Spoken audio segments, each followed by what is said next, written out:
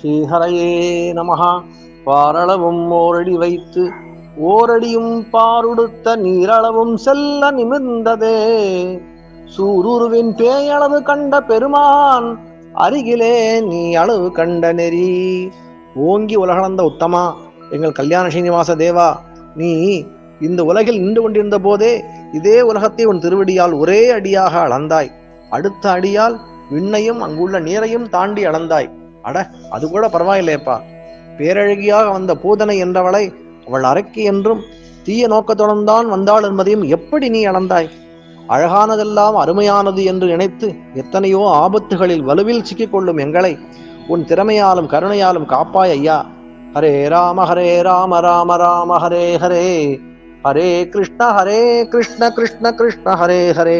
Kalyana Srinivasa, Karunya Venkatesha, Govinda Govinda Govinda.